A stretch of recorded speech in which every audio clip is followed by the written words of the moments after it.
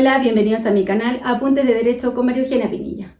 En esta oportunidad trataremos la ley penal en el tiempo. Vamos a comenzar a estudiar la ley penal en el tiempo en lo relativo a su aplicación. De acuerdo a lo que establece el artículo 19, número 3 de la Constitución Política de la República, el derecho penal rige hacia el futuro y para todos aquellos casos delictivos que surjan luego de la promulgación de la ley respectiva. ¿Cómo se aplicará la ley penal en el tiempo? Pasemos a revisar. En primer lugar, tenemos uno de los principios más importantes y que es la regla general, la irretroactividad de la ley penal. Este principio está consagrado en el artículo 18 del Código Penal, inciso primero. Ningún delito se castigará con otra pena que la que le señale una ley promulgada con anterioridad a su perpetración. ¿Qué significa? Si una ley penal crea un delito, todas aquellas situaciones anteriores a esa ley no podrán ser consideradas delito y no se les podrá aplicar esa ley, sino solo a aquellos casos que nazcan con posterioridad a la vigencia de esa ley. Segundo, ley más favorable. Si bien la Constitución no la define, es el inciso segundo del artículo 18 del Código Penal que dispone: si después de cometido el delito y antes de que se pronuncie sentencia de término, se promulgare otra ley que exima tal hecho de toda pena o le aplique una menos rigurosa, deberá arreglarse a ella su juzgamiento. Este inciso es donde se reconoce de manera excepcional que la ley penal puede tener efectos retroactivos, sobre la base del principio de indubio pro reo, que significa que en la medida que se promulgue una ley que sea más favorable para el imputado, aun cuando sea posterior a la comisión del hecho, esa ley de todos modos se podrá aplicar para los hechos ocurridos con anterioridad. ¿Cuándo entendemos que la ley es más favorable? De acuerdo a esa disposición hay dos casos. Primero, cuando exima al hecho de toda pena, es decir, cuando deja de ser constitutivo de delito ese hecho. Como ejemplo de esto tenemos el delito de vagancia, que antes era delito y a contar de los años 50 deja de ser constitutivo de delito. Segundo, se considera más favorable para el imputado cuando se crea una nueva ley que hace menos rigurosa la situación penal del imputado. Se entiende que es menos rigurosa que aplique una pena de diversa naturaleza, pero más benigna, o de una duración menor, o que genere nuevas circunstancias atenuantes. Así ocurre con la remisión condicional de la pena, la reclusión parcial domiciliaria, la expulsión para los extranjeros, etc. Es decir, cualquier situación que pudiese beneficiar al imputado, formalizado o condenado. Si esta nueva ley nace luego de ocurrido el hecho, rompemos el principio de irretroactividad y de todos modos se le podrá aplicar esa nueva ley. Leyes intermedias. ¿Cuáles son?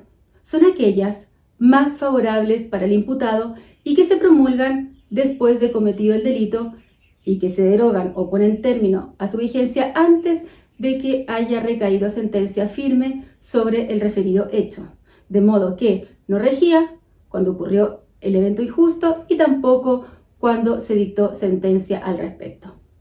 No obstante, si es más favorable al imputado, debe ser aplicada por el tribunal. Esto encuentra fundamento en el principio indubio pro reo del derecho penal y también en lo dispuesto en el artículo 18 del Código Penal, que solo exige que la ley haya sido promulgada, aunque no haya estado vigente en esa oportunidad. Esta situación significa tres leyes en juego: la que se encontraba promulgada al tiempo de la ejecución del hecho, la promulgada y derogada en el tiempo intermedio comprendido entre la ejecución del hecho y la dictación de la sentencia, y la que estaba promulgada al momento de dictar la sentencia. Pasamos a ver las leyes temporales. Concepto. La ley temporal es aquella que se encuentra determinada en el tiempo en cuanto a su inicio y a su término. Y aquí encontramos una clasificación entre lo que es la ley temporal en sentido estricto y la ley temporal en sentido amplio. Será ley temporal en sentido estricto aquella donde la vigencia de la ley se limita a un tiempo o periodo de tiempo determinado, días, meses, con una fecha concreta, de tal día a tal día, por 2 meses, por 3 meses, por el invierno. Sin embargo, la temporal en sentido amplio es aquella cuya transitoriedad está determinada por su propia naturaleza, por los sucesos a los que se refiere. Ejemplo, durante la sequía, durante la epidemia. ¿Cuál es el objetivo de las leyes temporales? Buscan proteger los bienes jurídicos en tiempo de emergencia, la que, una vez superada, hacen perder la necesidad de estas leyes. A diferencia de las leyes intermedias, que ya vimos, que son más favorables al imputado, en este caso, en la ley temporal, atendido a que se dictan en períodos de excepción o complejos para el país, implican por ello que estas leyes no suelen ser más favorables al imputado, sino todo lo contrario. Se estima mayoritariamente que estas leyes temporales se aplican aun cuando en periodo de vigencia haya concluido, en la medida que los hechos se hayan perpetrado durante su vigencia, no pudiendo aplicarse la ley más favorable, pues de lo contrario no tendría sentido el surgimiento de este tipo de leyes. Hay que tener en cuenta que no es suficiente que hayan sido dictadas con ocasión de momentos complejos para el país, como pudieran ser manifestaciones u otros. Lo importante aquí es su temporalidad, pues tienen fecha de inicio y fecha de término. Si una ley fue dictada en momentos complejos y no se le puso fecha de término, pasa a ser una ley común y corriente y no temporal. Pasemos a ver brevemente la irretroactividad en los casos especiales.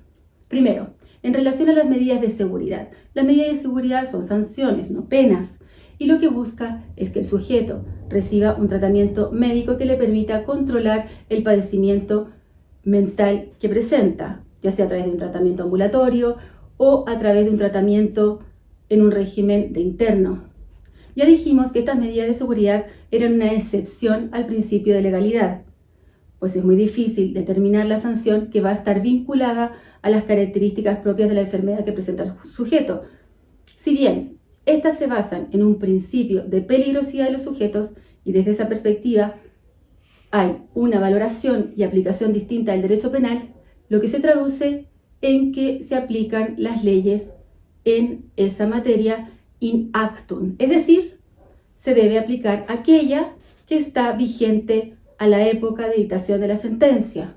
Lo anterior sin perjuicio de que hay una tendencia en la doctrina a evitar la irretroactividad de la ley penal, para que de esa manera se evite exponer al imputado a situaciones que puedan serle más gravosas. Por lo tanto, aquí rompemos el principio de irretroactividad de la ley penal, porque la ley penal se podría aplicar incluso a casos que hayan ocurrido antes de su vigencia en la medida que no se haya resuelto aún el tema penal, salvo lo impuesto en el artículo 18. La regla general en materia de medidas de seguridad es que éstas se van a aplicar in actum, es decir, la ley que esté vigente al momento de la dictación de la sentencia. El siguiente caso de retroactividad, de caso especial, es en relación a las leyes penales en blanco. Tanto las propias como las impropias se rigen por las mismas leyes generales contenidas en el artículo 18 del Código Penal.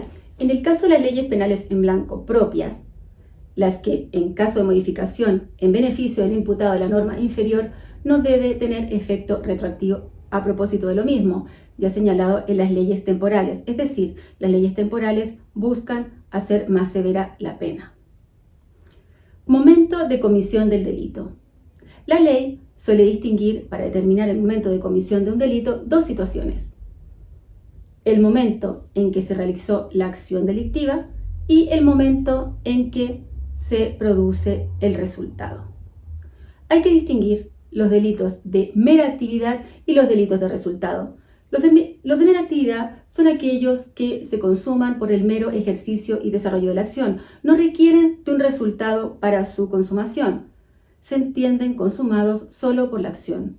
Esto ocurre en los delitos como conducción en estado de ebriedad o como en la ley relativa al porte de armas. La ley 17.798 en su artículo 9 sanciona y castiga a aquellos que porten armas en la vía pública, respecto de la cual no tienen autorización para el porte ni tampoco ha sido inscrita.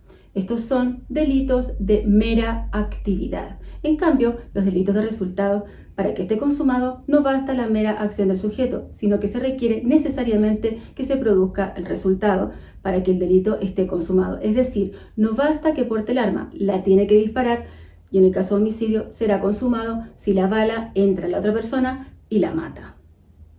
Habiendo hecho esta aclaración, en atención al momento de comisión del delito, de acuerdo a Garrido Montt, el comportamiento delictivo es un proceso que se desarrolla en el tiempo y siempre existirá un devenir temporal por más mínimo que sea, de manera tal que la ley vigente al tiempo de la perpetración del delito se entiende que es aquella que rige al momento en que se inició la ejecución del delito. Por lo tanto, para Garrido Montt, y que es la opinión generalizada, el delito se entiende cometido en la figura de resultado no desde el momento en que se produjo el resultado, sino desde el momento en que se realizó la acción y por lo tanto será esa ley la que vamos a aplicar.